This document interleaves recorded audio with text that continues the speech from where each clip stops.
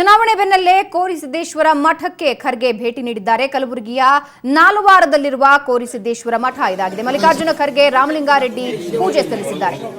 ಸಂಭ್ರಮದಿಂದ ಖರ್ಗೆಯನ್ನ ಬರಮಾಡಿಕೊಂಡರು ಗ್ರಾಮಸ್ಥರು.